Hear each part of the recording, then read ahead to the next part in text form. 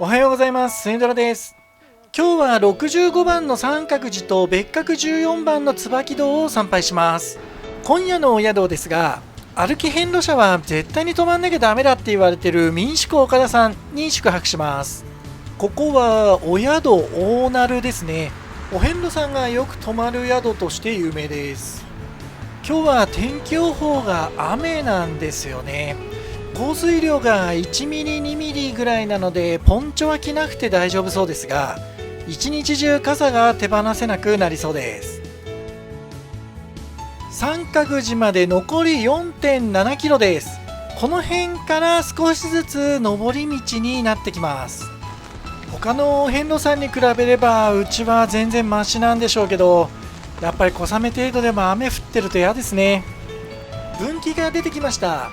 一見左に行けば良さそうに見えるんですが、これは車の遍路道で、右に行ってすぐ左に入る歩き遍路用の道があるようなんですが、ここで立ち止まって看板見てる私たちに地元の方がね、とにかく左に行けばいいんだと何回もおっしゃっていただけて、その言葉を無限にするのも申し訳ないので車道で上がることにしました。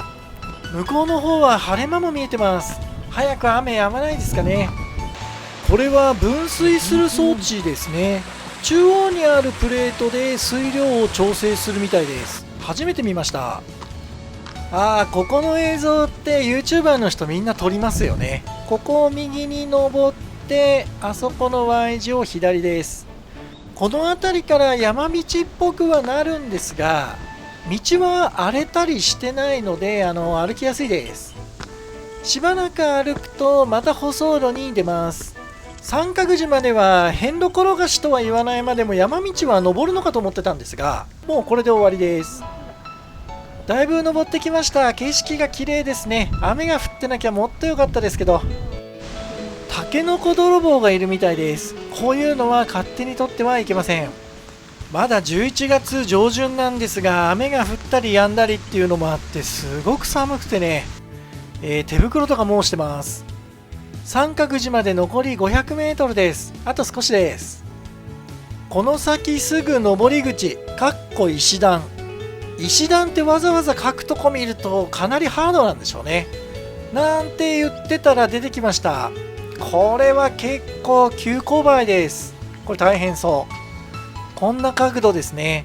長さはそんなにないんですけど、かなり急です。山門が見えてきました。もみじが少し色づき出してますね。65番札所、三角寺です。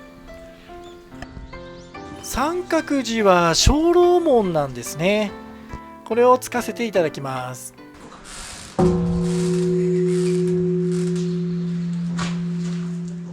雨が降ってるからなのか寒いからなのかわからないんですが、そんなに標高高くないんですけど、山寺の雰囲気がすごくします。あと半月遅ければ紅葉も綺麗そうですね。本堂と大師堂を参拝して農協所で農協印をいただきます。境内の中心あたりに三隅の池があります。池の中央には三角の岩があるんですけど、上に祠が乗っちゃっててよく見えません。このお絵かき石を最近よく見かけます。とっても可愛いですよね。三角寺のトイレはとっても綺麗です。今まで見てきたお寺のトイレの中でもベスト3に入るんじゃないでしょうか。広くてもちろんウォシュレットです。参拝も終わったのでこの旧階段を降りて、別格14番の椿堂に向かいます。この看板的には椿堂は左って読めるんですが、地図的には右なので右に行きます。この川柳寺の虫よけ大師がちょっと気になりますね。今日は行かないんですけど今度見に行ってみたいです。向こうの方には広島も見えますね。天気良かったらね、すごい綺麗そうです。ベストポジションにテーブルがあります。これは休憩所というよりも道の反対側のお宅のお庭なんでしょうね。空は明るいのに雨が降ったり止んだりでとっても寒いです。もう手がねかじかんでます。旅籠や島屋跡です。ここは遍路道と土佐街道が交差する場所で、土佐藩も参勤交代でよく通ってたみたいです。そういう理由もあって、大名が泊まる本陣だとか、旅館とかいろんなものがあったらしいですね。昔の人もここから同じ景色を見たんでしょうね。椿堂の看板が出てきました。あそこの突き当たりを右に行きます。このお宅の空き缶でできた風車のクオリティが今まで見たやつの中で圧倒的に高いですね。すごい綺麗です。遍路休憩所が出てきたので、ここで昼ご飯食べることにします。この休憩所の名前なんですが、黄色い地図ではゆらぎ休憩所、英語の地図だと雪工房休憩所になってるんですよね。どっちでもいいんでしょうか。雨がね上がったんですが、まだまだ油断はできません。またねザーッと降る気配があります。遍路道はここを右に曲がります。またコーナーのショートカット系の道なのかなと思ったら、結構急な下り坂です。さっきランニングシューズに履き替えちゃったんですけど失敗でしたね。気をつけております。雨上がりで下がぬかるんでなければとっても気持ちのいい道なんですけど、かなりねぐちゃぐちゃしちゃってます。もうランニングシューズねしくじりましたね。ぬかるみにはまらないように、慎重に歩きます。こういう道も本当はね気持ちいいんですけど、足元ばっかり見て歩きます。四国遍路一夜の宿お貸しします。全婚宿ですね。綺麗な建物です。雪工房、七輪テーブルといろりの店。ここさっきの休憩所、テーブルに七輪埋まってたからこれのことなんですね。古き良き日本の風景っていう感じです。こういうの見てるとすごく心が落ち着きます。休憩できそうなスペースがあったんでちょっと見てみたんですが、冷蔵庫の横になんかいるんですよ。これ最初気づかないで椅子に座って後で気づいたら悲鳴出ちゃうやつですね。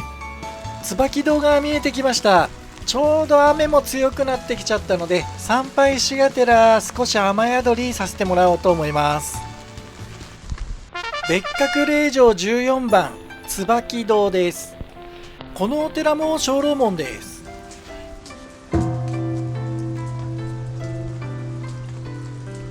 本堂と大師堂を参拝して農協所で農協印をいただきます。この時ご住職にお菓子とあるものをお接待いただきました。温かいお心遣いどうもありがとうございました。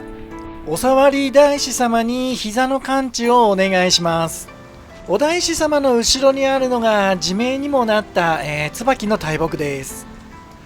しばらく雨宿りさせていただいたんですが、雨も止んで空もだいぶ明るくなってきたので再び歩き出します。徳島まで残り92キロです。道が違うと距離も変わるんでしょうけどね、だいぶ近づいてきました。面白い遍路小屋が出てきました。遍路小屋第37号、新金庵鳳凰っていうみたいです。少し高いところにあるんですよね。これなんで高台にしたんだろう。水没とかもなさそうだしね、遠くからもよく見えるからなんですかね。先日高恩寺でお会いしたお遍路ガールズさんの男性の方ですねにこの辺りで追い抜かれました。トライアスロンとかもやってたみたいで、すんごい速いんですよね、歩くの。いやびっくりです。民宿岡田はまっすぐですね。向こう側に止まってるバスが歩き遍路の中では有名な素泊まりバスです。もう何年も前からやってなさそうな雰囲気ですね。もう止まるのは無理かもしれません。境目トンネルです。歩道が狭いので気をつけて歩きましょう。このトンネルは愛媛県と徳島県の県境にある境目峠の直下を貫通しているトンネルなので、さりげなくトンネルの中で徳島県に入ってます。かずら橋に大ボケ小ボケ、観光したいですけどね、歩き遍路だとちょっと無理かもしれません。ここを左にそれれば民宿岡田さんです。今日は雨でしたが距離が短かったので早めの到着です。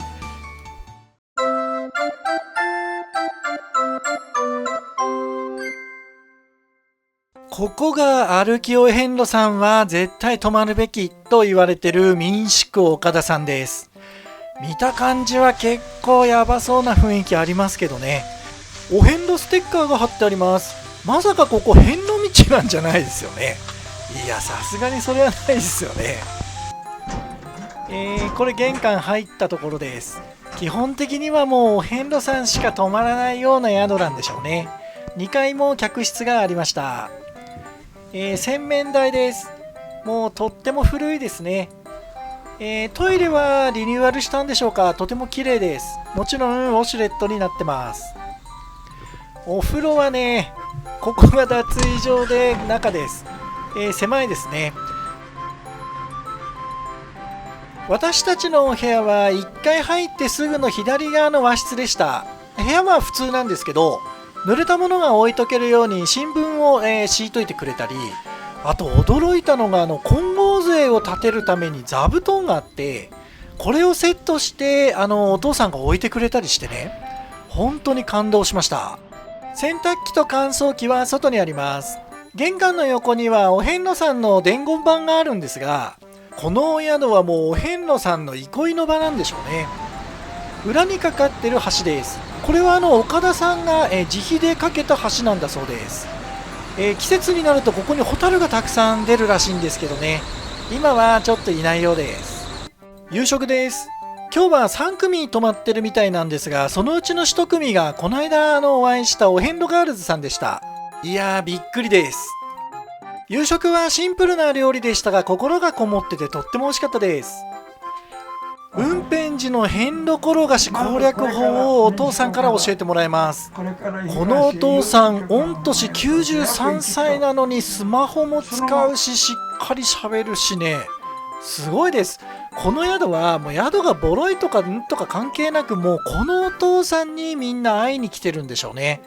いや、リピーターが異常に多いのも納得できます。おはようございます。朝食です。朝食はとってもシンプルですが、もうこれで十分です。今回も最後までご覧いただいてありがとうございました。なんで民宿岡田さんに泊まんなきゃいけないのかがよくわかりました。次回る時もきっと寄っちゃうんでしょうね。チャンネル登録、高評価、コメントぜひお願いします。それではまた。